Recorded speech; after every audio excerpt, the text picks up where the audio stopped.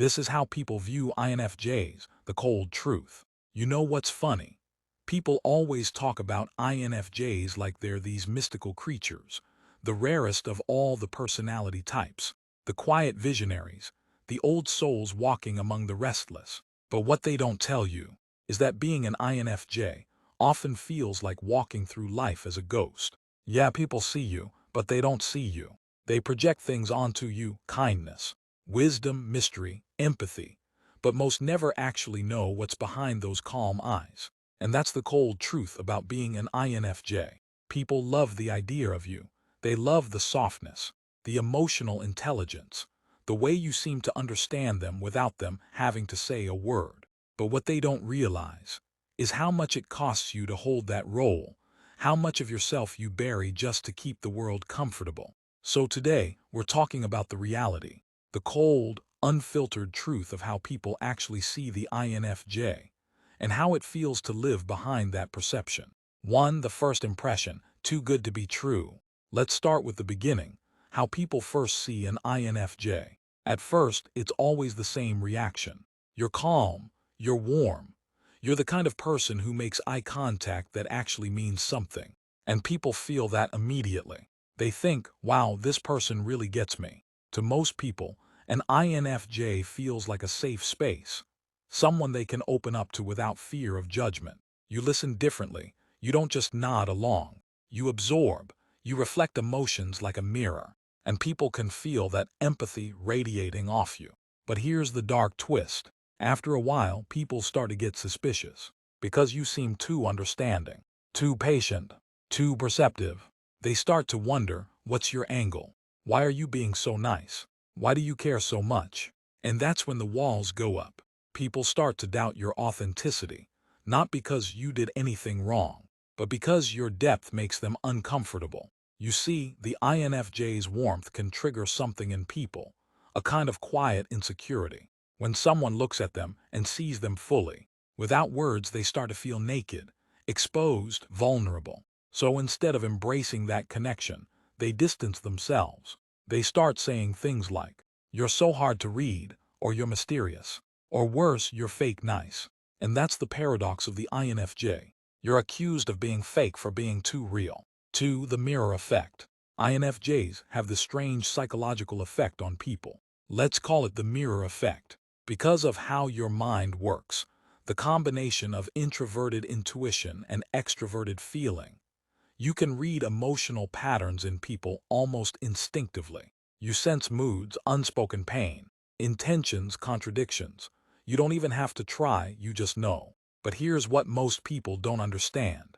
When you reflect someone's truth back to them, they don't always like what they see. It's like holding up a mirror that shows not only their face, but also their fears, insecurities, and hidden motives.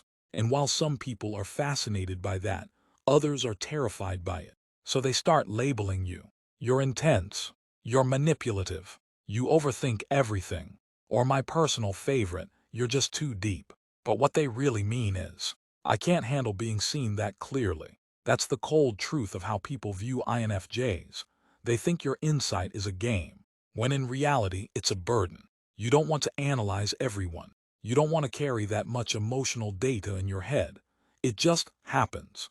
And then people turn around and treat you like an emotional mind reader they didn't ask for. So you learn to hide it. You start downplaying your intuition. You pretend you don't notice things you actually do. You laugh off the moments when your insight hits too close to home.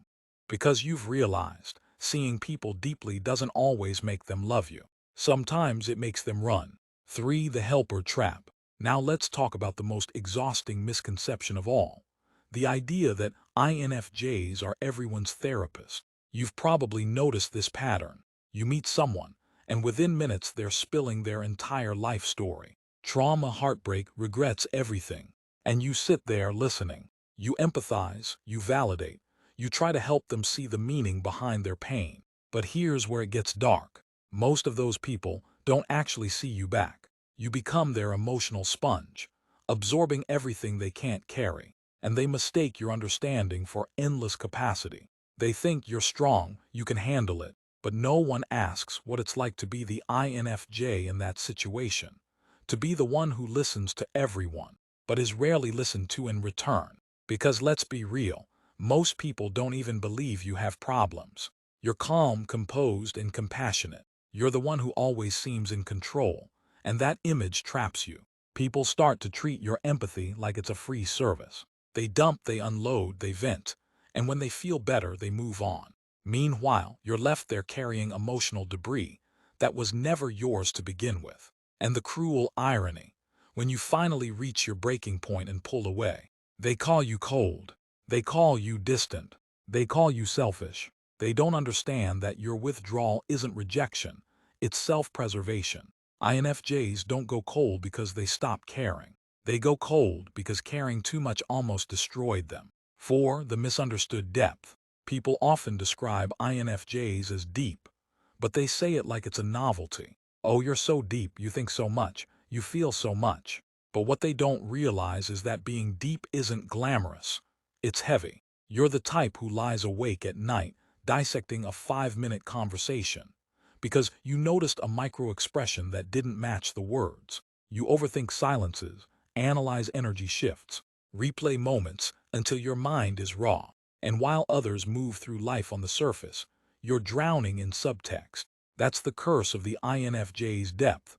It's not just emotional, it's existential.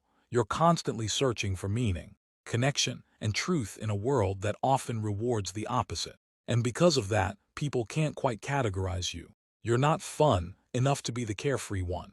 You're not simple enough to be predictable. You're not cold enough to be distant, but not warm enough to be easy. So they file you under one of two labels: too much or too little, too emotional, too quiet, too mysterious, too sensitive, too intense, or not open enough, not talkative enough, not expressive enough, not easy enough. And that's when the INFJ starts to fade, quietly adapting, shape-shifting, masking their inner world just to survive the noise of misunderstanding.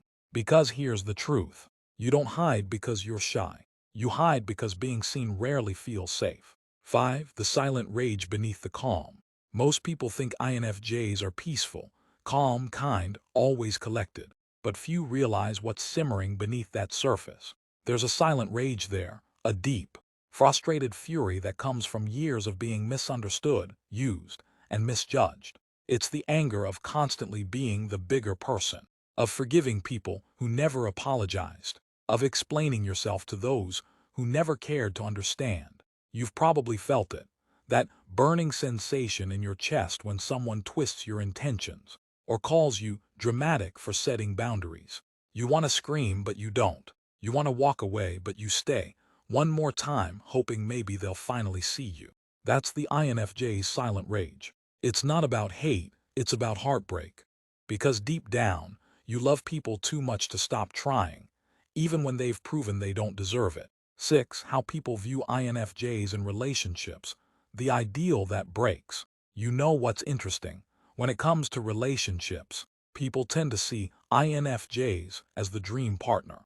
They imagine you as that emotionally intuitive, endlessly understanding person who just gets them. No games, no drama, just deep connection. And at first, that's exactly what they get. You love with intention.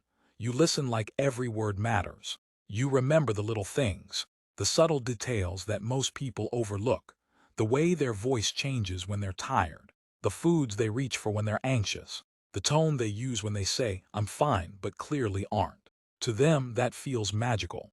To you, it's just how your empathy works. But here's where the story usually turns dark. Because that same depth that draws people in is the same depth that drives them away. See, when people fall in love with an INFJ, they often fall in love with the version of themselves that they see through your eyes. You reflect back their best qualities. You make them feel seen, validated, important. You become the safe place they've been searching for their entire lives. But once the honeymoon glow fades and they start seeing your complexity, the mood swings, the need for solitude, the quiet emotional storms, they get confused. They ask, "What happened to you?" Nothing happened. You just stopped performing. Because an INFJ doesn't perform out of manipulation. They perform out of empathy. You give people what they need. You meet them where they are. And when you finally let your real self out, Most people can't handle it. They loved your light but not your shadows. They wanted your calm but not your chaos. They wanted your wisdom but not your wounds. So they start saying things like, "You've changed." And maybe you did, not because you became someone new, but because you finally stopped dimming the parts of you they refuse to see. That's the cold truth of how people view INFJs in relationships. They adore the fantasy but struggle with the reality. They fall in love with your soul until they realize your soul has edges. And those edges, that quiet fire, that emotional intensity, that relentless truth, it scares them. So you retreat, you go quiet, you start believing that maybe you're too much for love. But you're not too much. You're just too real for people still addicted to surface-level connection. 7. The INFJ in friendships, the invisible backbone. Let's talk about friendships, because for INFJs, this is one of the most bittersweet areas of life. In friendships, you're the anchor, the quiet, stabilizing force, the one who remembers birthdays, checks in when others forget, sends that message at the exact moment someone needs it most. You show up for people, even when they don't notice it. You notice when they're hurting, even when they swear they're fine. And you keep giving, because that's what feels right to you. But here's the dark pattern that keeps repeating. You give and give and give, until one day you realize no one ever learned how to give back. Because you make it look effortless, people assume you're okay, because you always seem okay. They see your composure and mistake it for peace, but they don't see the exhaustion underneath, the emotional fatigue that comes from being everyone's strong friend. And when you finally need something, a listening ear, a safe space, a bit of understanding, it's usually met with silence. People say, "You'll be fine, you always are." That line hurts more than they'll ever know. It hurts because it tells you they never really saw you. They saw your strength, not your struggle. They loved your support, not your vulnerability. So what happens? INFJs start withdrawing, slowly, quietly, without a scene. You don't announce it, you just fade out. You stop texting first, you stop reaching out, you stop rescuing. And when people finally notice and ask, "Why are you so distant?" you don't even know how to explain it, because the truth would sound harsh. I got tired of being there for people who were never really there for me. That's the INFJ's friendship cycle. Give until you disappear. Love until you're empty. Then vanish to rebuild yourself in silence. 8. How society misunderstands the INFJ, the quiet rebel. Let's zoom out. How does society view INFJs? In one word, incorrectly. You're labeled as the nice one, the soft-spoken one, the gentle soul. People think you're passive, agreeable, conflict-averse. But what they don't realize is that beneath that calm exterior lies a quiet rebellion. You see through systems, through facades, through hypocrisy. You notice when things don't align with truth, and it eats at you. You crave authenticity like oxygen, and when you can't find it, you start to suffocate. That's why INFJs often feel like outsiders, because you live in a world that rewards conformity. Yet your intuition constantly points toward what's broken. You're not rebellious for attention. You're rebellious for integrity. You'll challenge ideas that everyone else blindly accepts. You'll question authority when no one else dares. You'll call out dishonesty, even if it costs you relationships. And people hate that, because society doesn't like quiet power. It wants loud charisma, visible dominance, flashy confidence. But INFJs don't lead like that. You lead from the shadows, through influence, empathy, vision. You plant ideas in people's minds that bloom years later. You move people, not crowds. And because that kind of power can't be measured or controlled, people underestimate it. They dismiss you as too idealistic, too sensitive, or too emotional. But what they don't understand is that your idealism isn't naive. It's a strategy. You see the best in people, because you're trying to remind them it still exists. That's the paradox. INFJs look soft, but they're some of the hardest souls walking this planet. You've survived disappointment after disappointment, betrayal after betrayal, and somehow still believe in the good. That's not weakness, that's emotional armor.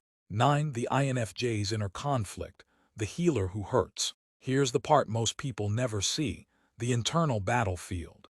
INFJs carry this constant contradiction inside them. You want to heal the world, but you're often the one bleeding. You crave connection, but solitude is the only place you feel safe. You want to open up, but every time you did, someone mishandled your soul. You want to be understood, but you know most people never will. So you live in this in-between space, half in the world, half outside of it.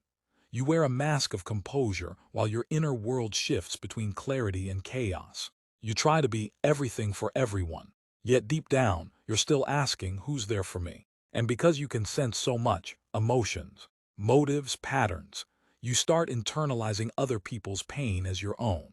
You start believing their sadness is yours to fix. Their chaos is yours to calm. Their healing is your responsibility. But here's the truth. You can't save people who refuse to save themselves. You can guide them, you can love them, you can show them what healing looks like, but you can't do the work for them. And when you finally accept that, it's painful, almost like grieving a version of yourself that believed love could fix everything. That's when the INFJ finally grows up, not in a cold, detached way, but in a quietly powerful way. You stop trying to save everyone. You start saving your energy for those who actually want to grow. And that's when people start saying, you've changed. But you haven't changed, you've evolved. 10. The reputation, too deep for the shallow world. By now, you've probably noticed the pattern. People view INFJs as paradoxes. Too soft to survive, yet too strong to break.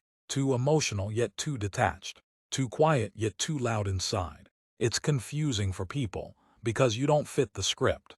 And that's why, socially, INFJs often end up being misunderstood loners. Not because you can't connect, but because you refuse to fake it. You could play the game, sure. You could smile, nod, fit in. But every cell in your body revolts at superficiality. You crave conversations that make your soul ache, not small talk about the weather. You want connection that transforms you, not just fills the silence. You want authenticity so raw it feels sacred. And because that's rare, you settle for solitude. That's how people see INFJs, as mysterious, distant, hard to reach. But the truth is, you're not hard to reach. You're just tired of people reaching for you with empty hands. Here's the final truth. Being an INFJ isn't about being liked. It's about being authentic. The world will try to mislabel you. It will call you cold when you withdraw. It will call you dramatic when you set boundaries. It will call you unrealistic when you dream bigger than most people dare. But you know better. You know that your depth is not a flaw. You know that your empathy is not weakness. You know that your intensity is not danger. You are rare, not because you are fragile, but because you are awake. You notice the unseen, feel the unspoken, and value the invisible. So own it. Stop dimming your soul for people who are only comfortable with surface-level interactions. Stop trying to explain your complexity to those unwilling to understand. Stop apologizing for caring too much or feeling too deeply. INFJs are not meant to blend in. We are meant to illuminate quietly, powerfully, and irreversibly. And if the world misunderstands you, let it. Because the cold truth is not a punishment, it's a gift. Your authenticity will always outshine their assumptions. Your insight will always outlast their ignorance. Your presence will always linger longer than their judgments. So be who you are fully, unapologetically, fiercely. The world may not get you, but that doesn't matter. You are your own revolution. If you're an INFJ, you already know what I'm talking about. The struggle of being misunderstood, the exhaustion of overgiving, the joy of finding your own truth. Comment below with your experience. Have you ever felt invisible, misjudged, or too deep for the people around you? I want to hear your story. And if this video resonated, hit the like button, subscribe, and turn on the notification bell. There are more truths to explore about personality, psychology, and the INFJ experience, and you won't want to miss them. Remember, your depth is your superpower, your empathy is your wisdom, and your authenticity, that's your ultimate victory.